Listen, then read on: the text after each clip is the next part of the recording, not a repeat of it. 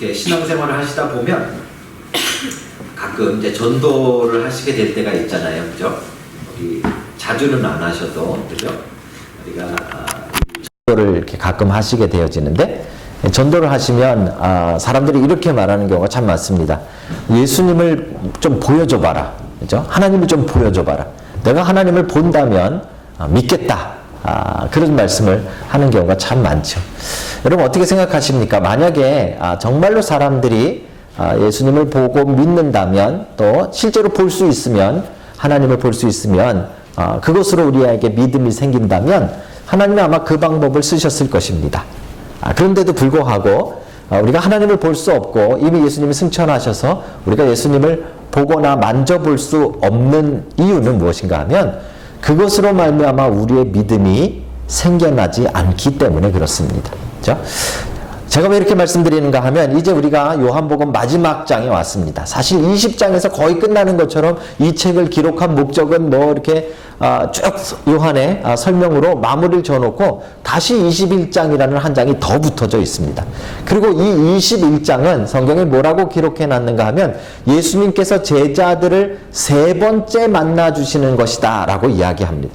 그러니까 부활하신 다음에, 그 전에는 뭐 계속 같이 계셨지만 부활하신 다음에 주님께서 세 번째 제자들을 만나 주시는 장면을 21장에 기록하고 있습니다. 그런데 왜 이 장면을 기록하고 있는가 하면, 두 번째 만남 이후에, 그러니까 제자들이 직접 예수님의 부활하신 모습을 두 번이나 봤다는 이야기입니다. 특별히 그 중에 도마는 자기가 손가락으로 예수님의 못자국을 만져보지 않으면 안 믿겠다라고 말했는데, 실제로 예수님께서 나타나셔서 만져보라고 내주셨잖아요. 그죠? 그러니까 분명히 주님이 부활하신 것을 두 번이나 제자들이 목격을 했다는 말입니다. 자, 그런데 그 두 번이나 눈으로 본 그들이 한 것이 무엇인가 하면, 베드로가 하루는 이렇게 이야기합니다. 나는 고기 잡으러 가노라. 낚시를 좋아해서 그런 게 아닙니다. 여러분, 물론 낚시를 좋아하는 사람들은 교회를 빠지고 예배를 빠지고 가기도 합니다. 하지만 이 낚시 좋아서 베드로가 가겠다 그런 것이 아니라 원래 이들의 생업입니다. 원래 삶으로 돌아갔다는 말입니다. 단순히 낚시하러 갔다는 이야기가 아니라 이가 다시 원래의 삶으로 돌아갔다는 말이죠. 그렇죠? 왜 돌아갔을까요? 실망한 겁니다. 이 신앙의 실패와 실망이 나타나는 것이죠. 베드로가 이제 나는 고기 잡으러 가노라 했더니 옆에 있던 제자들이 나도 간다 나도 간다 해서 7명의 제자들이 다 같이 우르르 이제 갈릴리 바닷가에 고기를 잡으러 간 이야기가 오늘 21장에 기록되어져 있다는 것이죠. 이 제자들의 실망과 실패에 대한 이야기입니다. 우리에게도 우리의 믿음을 흔들어 놓는 실망과 실패가 있습니다. 그 실망과 실패는 영적인 실망과 실패입니다. 첫 번째는요, 영적인 실망과 실패는 도대체 어디서부터 오는가? 무엇이 문제인가? 여러분, 오늘 베드로와 제자들 한번 잘 보십시오. 뭐가 문제인가? 이들이 왜 실망했을까요? 이들이 왜 옛날 삶으로 돌아갔을까요? 뭐가 문제일까요? 이들은 하나님의 나라가 부활하신 예수님과 함께 당신들의 자신들의 기대처럼 되어질 줄 아는 거예요. 그렇죠? 자신들이 기대하고 자신들이 생각한 시간대로 하나님의 나라가 이루어질 줄로 그들은 아직도 믿고 있는 거죠. 그런데 하나님의 방법은 하나님의 계획과 하나님의 시간대로 이루어집니다. 이게 신앙에 있어서 우리가 빨리 깨달으셔야 되는 방법입니다. 그렇죠?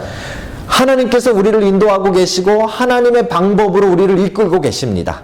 그러니까 우리는 그 시간과 그 방법을 맞춰가면 되는데, 내 시간과 내 방법이 있는 거예요. 신앙에 있어서 내가 생각하는 하나님의 나라, 내가 생각하는 시간이 빨리 와야 되는데, 내 방식대로 와야 되는데 그게 이루어지지 않으니까 실망하고 실패하는 것입니다. 여러분과 저의 영적인 실망과 실패도 사실은 대부분 여기에 달려 있습니다. 대부분 하나님이 뭘 안 하셔서가 아니라 부활하신 예수님을 두 번이나 봤잖아요. 그런데도 불구하고 이들이 실망하고 실패하는 이유는 이들이 생각한 대로 하나님의 나라가 임하고 있지 않은 거예요.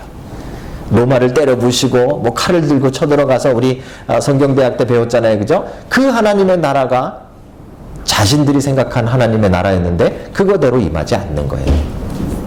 신앙생활도 여러분 마찬가지입니다. 교회 오랫동안 다니신 분들도 막 실망하고 좌절해서 이제 믿음이 막 흔들릴 때가 있어요.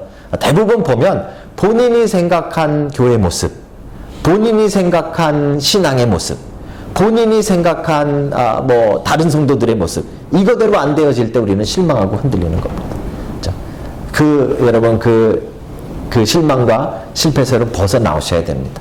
생각이 바뀌어져야 되는 것이죠. 딴 데 문제가 있는 게 아니라 제자들도 그걸 몰랐던 거예요.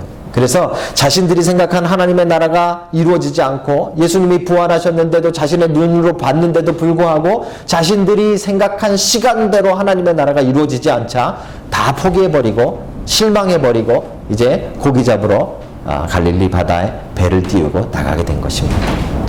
자, 나가서 잘 되었을까요?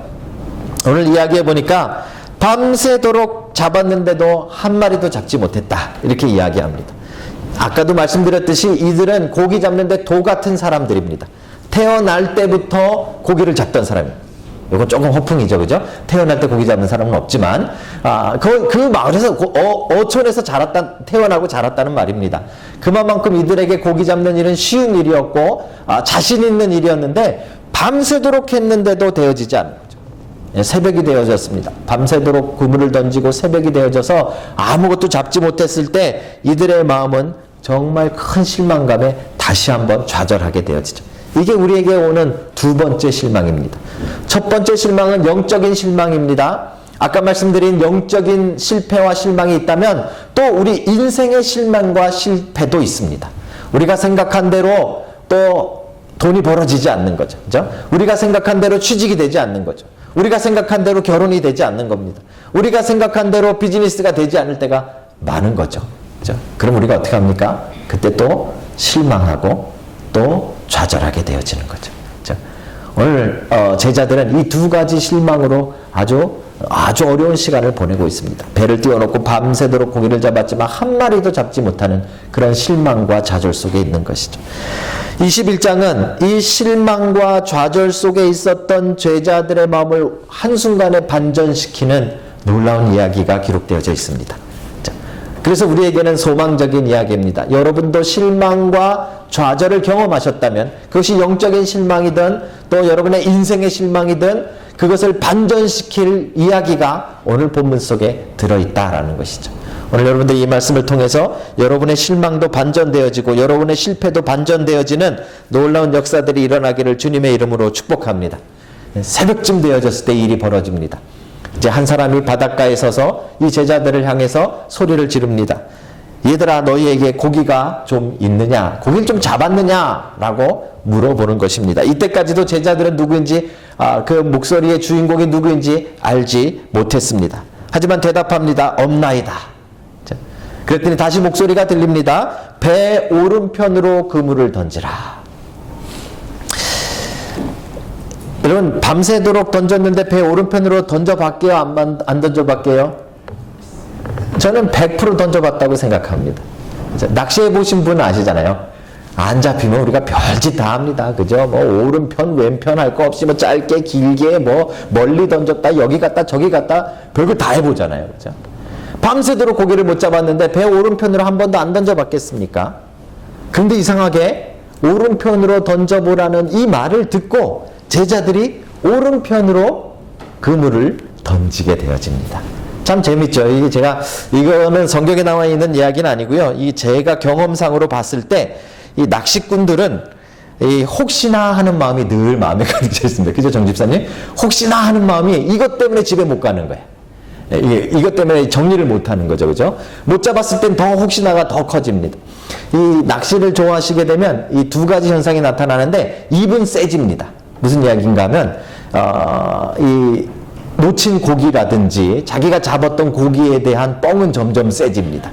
지난번에 제가 킹피시 83cm인가 뭐 이렇게 잡았잖아요. 한 이만했던 것 같아요. 그죠? 근데 제가 사람들한테 얘기할 때는 점점 해마다 이게 늘어나죠. 이만해지. 입은 점점, 낚시하는 분들이 입은 점점 세집니다. 그런데 반대로 귀는 점점 얇아져요. 귀는 점점 얇아져요. 어디 가서 뭐 잡았대더라 그러면 꼭 가봐요. 그죠?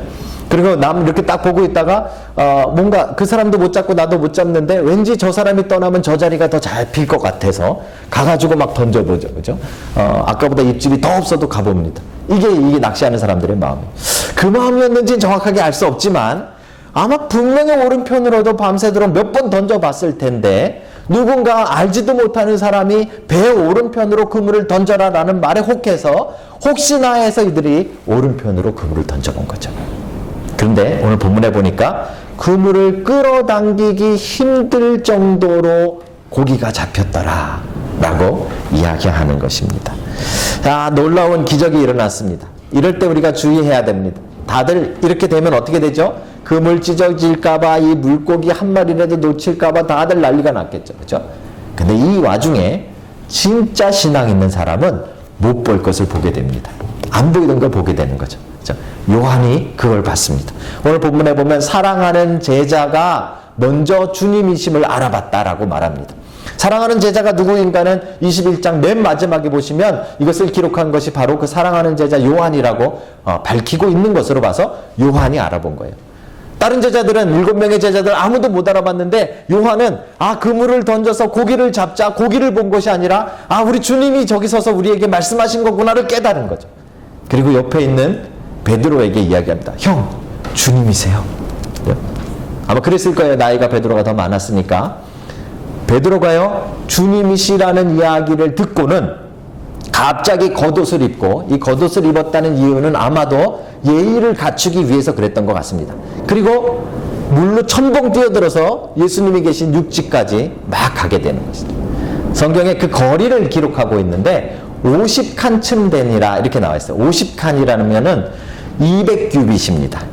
규빗이라는 이 단위가 성경에 계속 나오는데 나중에 이제 우리가 출애굽기 나가면 이거 굉장히 많이 사용되어지는 단위입니다. 원 규빗이 여기입니다. 이 팔꿈치에서부터 이 가운데 손가락 여기 제일 긴 데까지 이게 원 규빗이 그죠? 옛날에는 정확히 자 이런 게 없었으니까 이걸로 뭐 원 규빗, 두 규빗 이렇게 쟀을 거예요. 아마 제가 생각해 보면 그 당시엔 재밌는 일이 많았을 거예요. 우리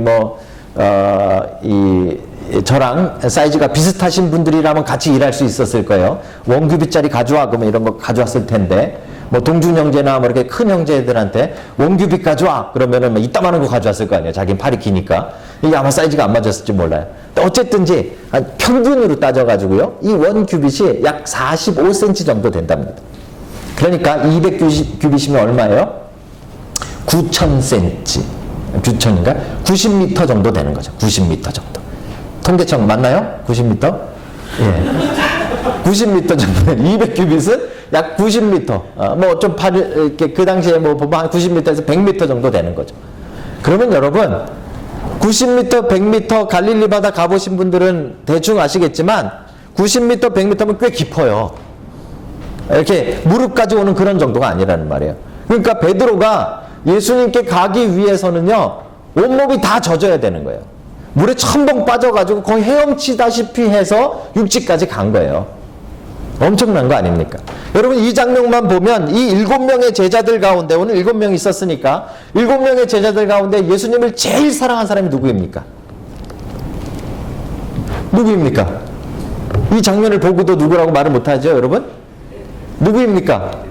베드로 아니겠습니까, 여러분? 베드로. 우리가 왜 이렇게 생각하죠? 베드로는 예수님을 만나기 위해서 자기의 몸을 희생하고 뭐 물에 빠지고 이 희생을 했잖아요. 그죠? 그래서 희생을 하면 우리는 되게 사랑한 것이라는 그런 생각을 우리 안에 가지고 있습니다. 그런데 재밌는 것은요, 오늘 이야기를 잘 읽어보면 저는 왜 요한이 왜 이렇게 기록했을까 조금 이해 못하는 부분이 있어요. 베드로가 그렇게 해가지고 막 헤엄쳐가지고 예수님한테 딱 갔으면 예수님이 아이고 야 좀 천천히 오지, 아유 그래 네가 역시 나를 제일 사랑하는구나, 네가 내 수제자다, 이런 말 한 구절 정도 들어가 있을 법도 한데 그런 내용이 없습니다. 자, 그렇게 희생을 했는데도 베드로의 희생을 가지고 주님은 베드로의 희생을 사랑으로 받아주지 않았다는 거예요. 나중에 정말 네가 나를 사랑하느냐 물어보신 걸로 봐서 지금 베드로가 물에 빠지고 막 난리를 치면서 온 그 자체를 가지고는 예수님이 네가 나를 이만큼 사랑하는구나 라고 받아주지 않았다는 말이에요. 이거 아주 중요합니다. 그죠? 우리는 희생을 하면 사랑한 거라고 생각하죠. 희생이 많으면 많을수록 큰 사랑이라고 생각합니다. 그런데 늘 그렇지 않을 수도 있다는 걸 우리는 꼭 기억하셔야 되는 것입니다. 그죠? 얼마 전에 지금 제가 몇 번 말씀드렸던 한국의 이단 가운데 요즘 계속 뉴스에 나오고 있는 2개, 3개 정도 이단이 있는데 그 중에 하나가 이제 은혜로 교회라는 이단입니다. 피지에 이 낙토, 피지가 파라다이스다, 낙원이다 라고 그래가지고 거기로 약 한 450명 정도를 이주를 시켜놓고 그 사람들을 집단 농장에서 이제 일을 시키고 뭐 카페에서 일을 시키고 하고 있는 그런 단체가 있는데 그게 은혜로 교회라는 교회예요. 이게 굉장히 조심하셔야 되는, 요즘 신천지도 여기 웰링턴에 나타나고 있는데 조심하셔야 되는 이단 중에 하나가 이 은혜로 교회예요. 근데 여기서는 주로 하는 게 뭐냐면 타작마당이라 해서 죄를 진 사람들 서로 이렇게 엄마, 아들, 부부 상관할 거 없이 서로 앉혀놓고 서로 따귀를 때리게 합니다. 아주 세게 때리게 합니다. 그죠? 그걸로 타작마당이라는 걸 해요.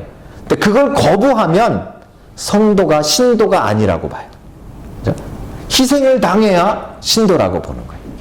이 단체가 지금 경제적으로 좀 어려워졌어요. 그 교주가 지금 감옥에 붙잡혀 있습니다. 형을 살고 있어서 이제 이 단체가 좀 어려워졌는데도 지금 그 행동대장 정도 하는 여자분이 지금 나와가지고 지금 뭐 하고 있는가 하면 그 단체 안에는 이 개미 집단이 있어요. 개미 집단. 개미 집단이 뭐 하는 사람들인가 하면 자기 가정도 버리고 뭐 자기 식구도 버리고 다 합숙으로 살면서 아르바이트를 2개, 3개씩 해서 돈을 모아가지고 그거를 이제 은혜로 교회에다 보내는 사람들. 그걸 개미 집단이라 그래요. 그렇죠? 이렇게 희생을 해야 진짜 신도고 이렇게 희생을 해야 낙토에 갈 수 있다고 가르쳐요. 이렇게 희생을 해야 하나님을 사랑하는 사람이고 이렇게 희생을 해야 진짜 예수님을 사랑하는 사람이라고 가르쳐요. 근데 여러분 지금 베드로를 보셨잖아요. 희생만 한다고 사랑하는 거예요? 그렇지 않습니다. 우리에겐 가짜 희생이 얼마나 많은지 몰라요. 그렇죠? 우리가 희생을 하고서 하나님을 많이 사랑했다라고 생각하는 공로의식 우린 조심하셔야 돼요. 그렇죠? 우리 특별히 우리 자매들 형제들 만날 때 가끔 형제들 가운데 뭐 그런 형제들 가끔 있어요. 내가 너를 얼마나 사랑하는지 보여줄까? 그러고 막 찾길로 뛰어들어서 막 이런 애들 있잖아요. 그죠? 그런 애들은 조심하셔야 돼요. 그런 애들. 굉장히 큰 희생을 하면서 나를 사랑하는 것 같지만 아닐 가능성이 굉장히 자기의 멋에 빠져서 그럴 때가 되게 많아요. 그렇죠?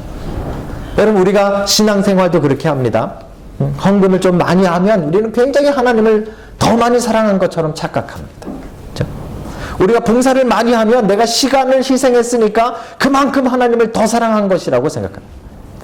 희생이 여러분 나쁘다는 게 아닙니다. 희생 굉장히 우리 사랑에 하나님을 사랑하는 데 중요한 파트입니다. 하지만 희생만 가지고 사랑을 감별할 수 없다는 말입니다. 그렇죠? 누가 진짜 주님을 사랑하는 사람입니까? 누가 진짜 예수 그리스도를 사랑하는 사람입니까? 여러분 희생을 조금 했다고 희생을 많이 했다고 하나님을 사랑하고 주님을 사랑한다라는 그 공로의식에서 벗어나는 여러분들 되시길 주님의 이름으로 축복합니다. 자, 그럼 정말 누가 주님을 진짜로 사랑하는 사람인가? 우리 이야기를 조금 더 진행해 봤으면 좋겠습니다. 베드로가 그렇게 물에 뛰어들어서 막 한 100m 정도를 뭐 이렇게 첨벙첨벙 해가지고 주님께 갔잖아요. 저는 언젠가도 한번 말씀드렸는데요. 성경을 읽으면서 제일 조금 궁금하기도 하고 이해가 안 가는 장면이 이 장면이에요. 그죠? 그렇게 막 물에 빠진 생쥐처럼 홀딱 젖어가지고 주님 앞에 갔는데 주님과 다른 제자들이 올 때까지 꽤 시간이 있었을 거 아니에요. 배 타고 제자들이 왔으니까. 그 시간 동안에 뭘 했는지 기록이 없어요. 기록이 없어요. 얼마나 뻘쭘했을까요? 몸은 다 젖기는 젖었는데 주님이 뭐 수고했다, 뭐 수건으로 닦아주고 뭐 이런 얘기도 없어요. 그죠? 그러니 막 물은 뚝뚝뚝 떨어지는데 뭐 뻘쭘하게 주님 앞에 서가지고 뭘 해야 될지 모르고 막 이런 분위기가 아니었을까라고 저 혼자 축축하고 이상하게 생각하는 본문이 여기에. 왜냐면 거기에 대한 기록이 전혀 없기 때문에. 그런데 주님이 이제 제자들이 다 도착한 다음에 고기를 굽고 계셨는데 물고기를 조금 더 제자들의 배를 조금 더 채워주시기 위해서 너희가 지금 잡은 물고기를 가져오라 그랬어요.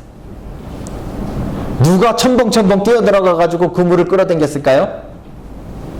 누구요? 요한이요? 베드로.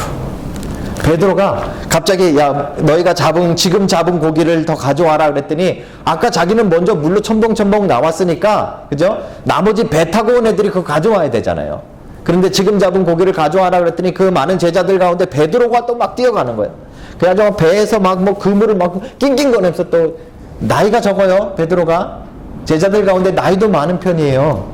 거기다 거의 형벌에 속하는 사람인데 그가 막 뛰어가가지고 그물을 땡기는 거예요. 얼마나 안쓰럽습니까? 저는 이게 조금 안쓰럽다라고 생각해. 베드로가 도대체 왜 이렇게 뻘쭘해서 그럴까? 도대체 왜 이렇게 할까? 저는 베드로에게 이유가 있다고 생각합니다. 그렇죠? 지금 부활하신 주님을 3번째 만나고 있는데 그동안에 예수님이 잡히시던 날 그날 밤에 베드로가 예수님을 모른다고 3번이나 부인했던 사건. 성경 복음서에 따라서 어떤 성경에서는 예수님을 모른다고 부인하더라 정도가 아니라 저주하며 부인하더라 이렇게 기록하고 있어요. 그렇죠? 또 어떤 성경에는 마지막으로 그가 부인할 때 주님께서 그를 바라보셨다라고 기록하고 있어요. 주님을 배신했잖아요. 주님을 모른다고 사람들 앞에서 이야기했잖아요. 주님과 눈이 마주치면서까지 그는 주님을 모른다라고 말했던 사람이에요. 그런데 첫 번째 만났을 때도 주님이 거기에 대해서 아무런 말씀이 없으셨어요. 두 번째 만났을 때도 거기에 대해서 아무런 말씀이 없으셨어요. 지금 3번째 만나는 거예요. 그냥 물에 첨벙첨벙 들어가서 온통 젖어가지고 물 뚝뚝뚝 떨어뜨리면서 주님 앞에 갔지만 그 얼마나 뻘쭘하겠어요. 그렇죠?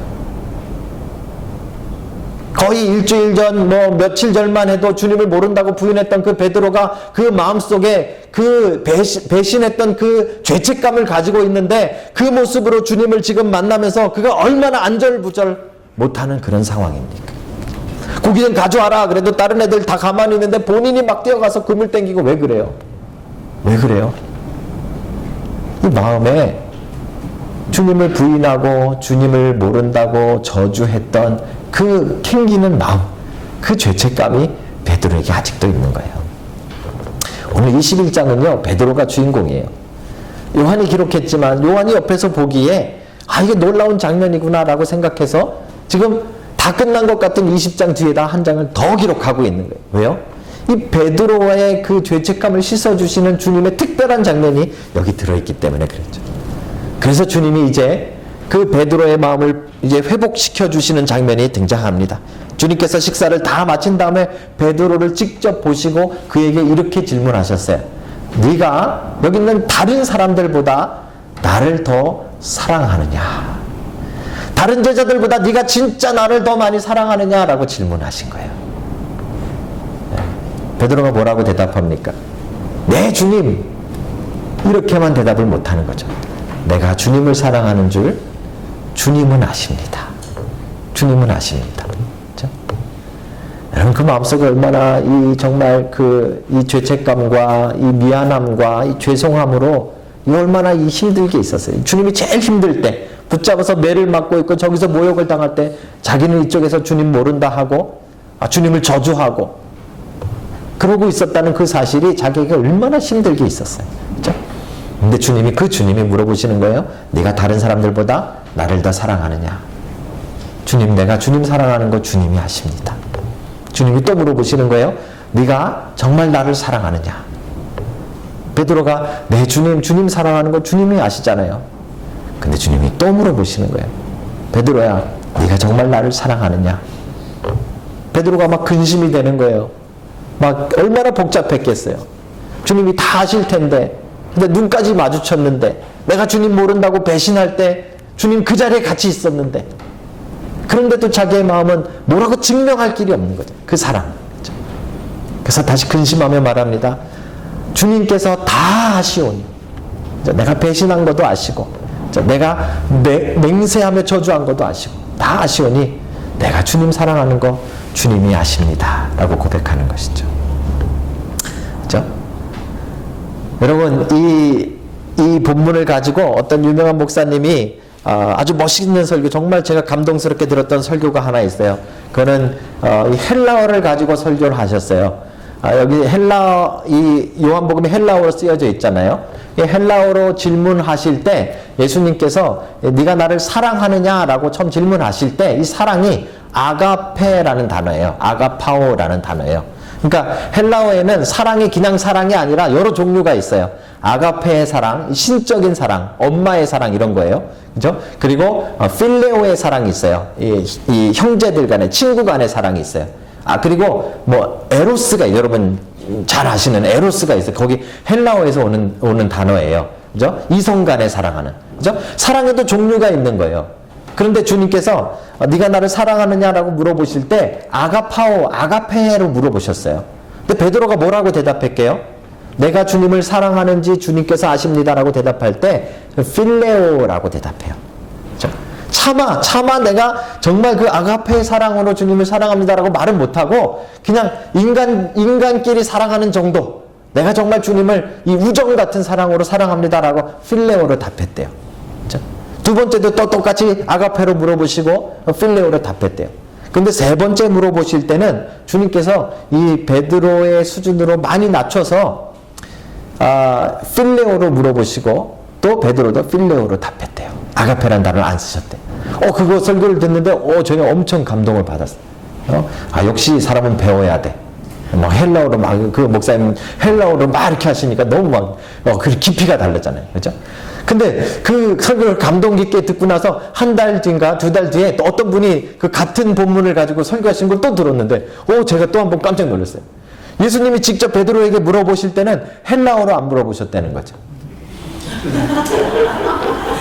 요한은 헬라어로 썼지만 어떤 어로 물어보셨을까요? 아람어로 물어보셨어요. 아람어에는 필레오도 없고 아가페도 없대요. 그걸 들으니까 여기 무식하면 여러 번 깜짝 놀래요. 그죠? 정말 그런 것 같아요. 제가 이 본문을 읽으면서 묵상하면서 정말 중요한 거는 헬라어도 중요하고 단어도 중요한데 이 3번이라는 숫자가 참 중요한 거예요. 왜냐하면 유대인들에게 있어서 이 3이라는 숫자는 3번이라는 반복은 맹세와 같은 거예요. 그러니까 내가 주님을 모른다. 나는 정말 주님을 모른다. 이걸 3번 말했다면 진짜 모른다고 맹세한 거예요. 그렇죠? 그래서 오늘 주님이 베드로의 입으로 내가 주님을 사랑하는 것을 주님이 아십니다라는 이 사랑의 고백을 주님은 3번 반복해서 물어보시고 3번 반복해서 들으시는 거예요. 왜요? 3번 반복해서 그가 저주하고 부인했기 때문에 그것을 회복시켜 주시는 거죠. 그래서 마치 그 부인했던 장면을 주님께서 다시 어루만지고 회복시켜 주시듯이 3번에 걸쳐서 반복해서 똑같은 질문으로 그 입술의 고백을 받으시는 거죠. 그래서 베드로는 이제 3번이나 주님을 사랑한다고 고백하고 맹세하게 하시는 거죠. 이 베드로의 고백입니다. 얼마나 감동스럽습니까? 그죠? 자, 그런데 제가 이 감동을 이 감동의 찬물을 좀 던지겠습니다. 고백하면 정말 주님을 사랑하는 걸까요? 입으로 내가 주님을 사랑합니다. 주님을 사랑합니다. 3번 고백하면 정말 주님을 사랑하는 걸까요? 여러분 우리 아시잖아요. 지난 시간에 지난주에 우리 다뤘어요. 도마가 주님 앞에 고백했어요. 주님은 정말 나의 주님이시요 하나님이십니다. 이렇게 고백했어요. 그런데 오늘 고기 잡으러 왔어요. 도마도 고백해놓고.